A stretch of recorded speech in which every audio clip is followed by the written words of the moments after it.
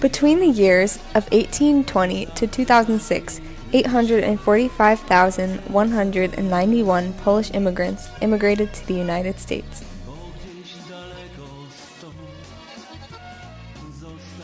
During this time period, when comparing the number of Polish immigrants to the French, the Spanish, and the Greek, France had the greatest number of immigrants entering the United States, followed by Poland, then Greece, and finally Spain.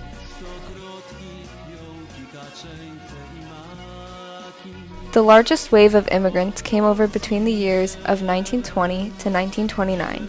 In this decade, 223,316 new Polish immigrants were introduced to the United States. It is not clear whether this is truly the peak.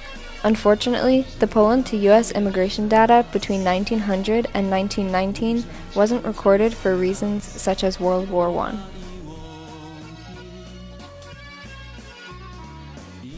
Once the Polish immigrants passed through the inspection at Ellis Island, many boarded trains headed for Chicago and Texas. The rest remained in New York.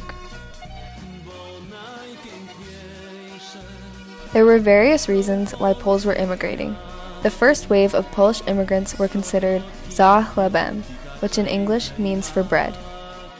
They came because they were in a terrible economic state, and they hoped that in the United States that would change, and they would become financially better, being able to afford bread, as in food and a stable home.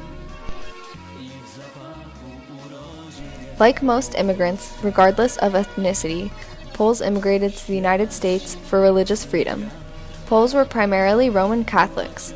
Churches were the heart of their community, as they were the place for gathering, not only to pray, but to be together. In the 1890s, in order to have a place for Polish immigrants to gather and pray, St. John Cantius Church was built in Chicago. It was modeled after churches in Poland.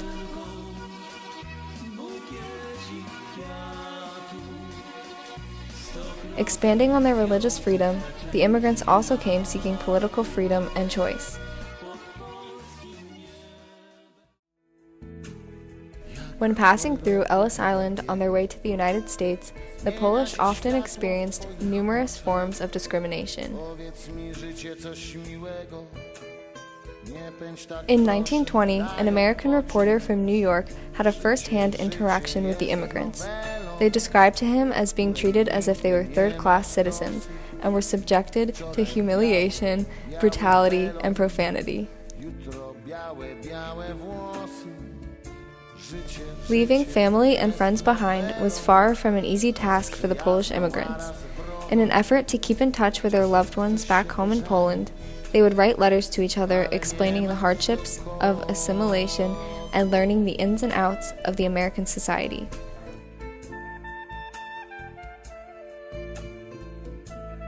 The preceding are quotes between Adam Ruszkowski and his sister. Ruszkowski wrote to his sister detailing the struggles he endured after settling in Wilmington, Delaware. As to work, I don't hope to work sooner than autumn because brother also has no work since Christmas and cannot get work because all factories are stopped and there is no work until they elect the president in autumn. Adam Ruszkowski, Wilmington, Delaware, June 25, 1904. Immigrants didn't have the opportunity to bring a ton of luggage with them, so they were limited in what they were able to bring to the United States. Once in the United States, they had to acquire the essentials, which was often challenging, seeing that most of the jobs they had did not pay high salaries. And you know that when I left you, I had neither clothes nor shirts, so when I came to them, sister-in-law and brother gave me at once clothes of theirs, and we all three went to the city and bought clothes. One suit for working days and another for holidays, and everything in the way of clothes. Adam Ruszkowski, Wilmington, Delaware, June 25, 1904. In modern-day America, Polish cultures and traditions are still widely celebrated and observed throughout the United States.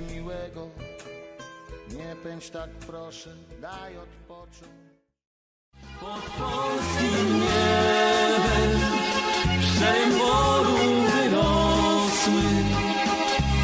ojczyznę kwiaty, w ich zapachu urodzie jest Polska.